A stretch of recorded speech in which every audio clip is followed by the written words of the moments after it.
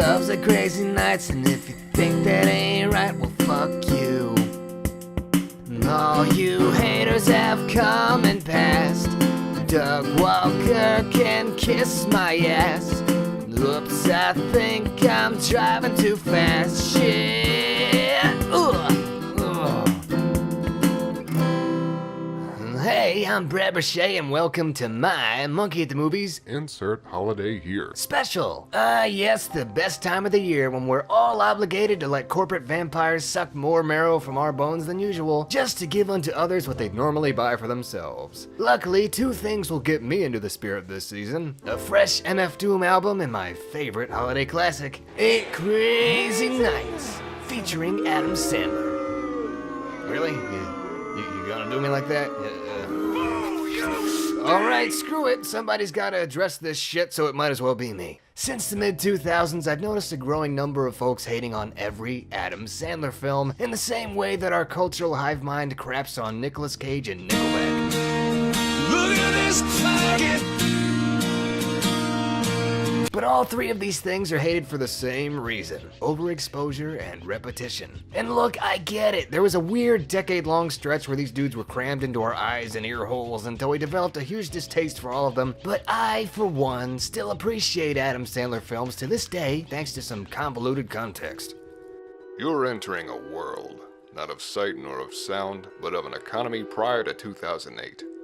What's that just up ahead? Why, none other than a mysterious anomaly known simply as the blue-collar workforce. A tremendous glut of overworked and underpaid laborers who make their living off of blood, sweat, and grime. The struggles surrounding their work culture and lackluster pay cause them to develop rough edges, crude humor, and a general sense of hostility towards wealthy snobs.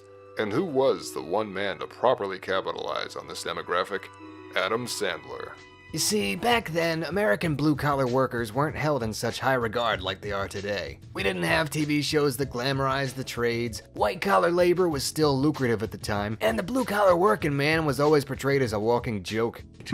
Look, plumber's crack. What did you just say? I said, look, the plumber's back. You from the future! I came back to tell you that this is the day you turn it all around. You stop eating junk food, you start studying harder, you stay away from drugs and alcohol, and you become CEO of your own time travel company.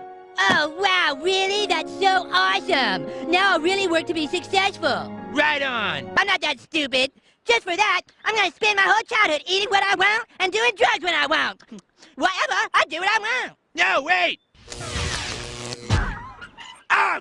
You see what I mean? So, if you ended up in a blue-collar job, people just assumed you were an idiot or a social reject, which was a superficial misunderstanding. Now, what kind of character does Adam Sandler tend to play? An idiot or a social reject who's superficially misunderstood. That's right. In almost every film, Sandler portrays a working stiff or an outcast, fends off antagonists who embody upper-class superiority, and overcomes hardships by utilizing a natural talent that was once unrecognized. This formula was a wet dream for the working class, and Sandler struck gold with it and kept banking on that demographic, ultimately culminating into his animated magnum opus, 8 Crazy Nights, which is great for folks like me who fell into that niche, but agitating for everyone else, I guess.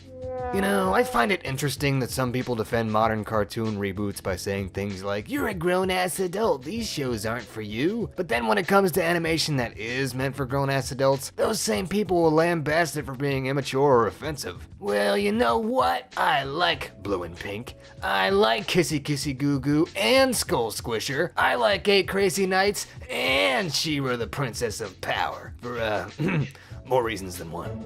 Hello, Scorpion. Hello, kitty. Please stick my face between them titties. Now, with all that being said, how's about you let those Adam Sandler grievances slide just long enough for me to talk about my favorite holiday movie, okay? The plot starts with a jobless loser named Davy Stone, who's constantly engaging in petty acts of vandalism to express his resentment towards the world. After his latest run-in with the law, society decides it's had enough of his shit and sends him to the gallows. That is, until a local #nice guy named Whitey interjects. Whitey believes he can turn Davy around through community service and takes him under his wing as a referee. One DDR session later, Whitey seeks rehabilitation in the most American way possible, by engaging in pre-post capitalist consumption. I mean, the body shop, the tie rack, GNC, Radio Shack, Petland for a cat or two, Spencer's Kiss for some fake dog do. This is where we're introduced to the next item on Adam Sandler's formulaic checklist, the love interest. But unlike most Adam Sandler movies, the main protagonist already wrecked his chances with this girl ages ago, and it ain't happening. At first, Davy resents being the protege of an aging hobbit, but over time he starts to clean up and respects Whitey for all the effort he puts in regardless of Davy's attitude. That is until Whitey says one of Davy's trigger words. Darkness!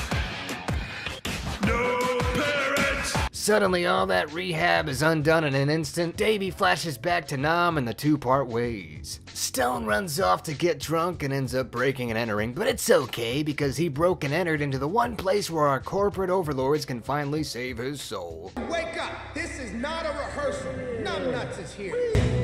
We all heard what happened at the skating rink today. When Whitehead brought up your sad past, you snapped and walked away. After a bunch of logos help him shed off his coil of self-destructive impulses, Davy runs off to help Whitey in his time of need, thus proving that he's still capable of caring about other humans, which somehow excuses all the shit he's stirred so far. I don't know, man. It's a crazy and convoluted plot, I know, but the art and music are what carry it in a positive direction.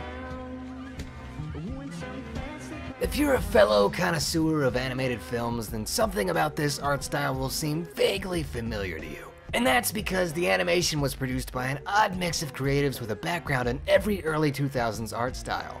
Philip Cruden and Yowza Animation worked on Titan AE, Leslie Barker worked on Iron Giant, and Golden Bell Animation did some in-betweens for anime, such as Episode 7 of Black Lagoon. Holy shit, you can't go wrong with that combination. The way the characters move and behave is somewhat reminiscent of all these influences, since the structure of their faces and the fluidity of their movements are strikingly similar to those found in Titan AE and Iron Giant. Strangely, the writing in 8 Crazy Nights is also somewhat similar, since each film starts with protagonists who are self-centered yet ultimately take responsibility for themselves and use that newfound responsibility to help others. Not to mention how each film is steeped in crudeness, dark humor, classism, and growth, which brings us over to themes, I guess. Have you ever noticed that every animated Western holiday classic is soaked in irony and a lack of self-awareness when it comes to those who lack faith? That's the reaction I thought I'd get. Maybe I should explain. Their themes always revolve around the importance of others, but their stories are individualistic and focus only on self-improvement. The Grinch, Scrooge, Charlie Brown, they're all focal points of their respective films, while other characters are just tools for helping them transition. The Grinch wants isolation, others show him that family is more valuable, now he's alright. Scrooge wants money, others show him that family is more valuable, now he's alright. Charlie Brown wants Christmas to mean something, others show him that it's all about. Jesus returned to his Father in heaven, where once again he became Michael the Archangel. And now he's alright thanks to Coca-Cola. But in 8 Crazy Nights, what does Davy want? Nothing. He already valued family more than anything, but that was taken from him. Thus, he can only feel numbness or pain at a time when everyone else expects him to feel the opposite, which is something I think resonates with a lot of us these days. Furthermore, what's interesting is that he doesn't improve because of others, he improves because of himself. The mall scene is a figurative interpretation of introspection in which Davy can face the man in the mirror and move on. And after this transition, Davy himself shifts the whole focus of the movie to someone else when he goes out of his way to keep Whitey from feeling the same emptiness that he does. Thus, 8 Crazy Nights is the one animated holiday film that manages to maintain consistency between its message and its delivery. It doesn't just tell us to care, it shows us. And it doesn't use some unrealistic personification of greed to do it. The main cast isn't made of heroes and villains, it's made out of grounded and damaged everymen who we're meant to learn from. And they came to us beautifully wrapped with musical exposition, lame jokes, and masterful art direction. But apparently some people didn't like that gift, and that's okay.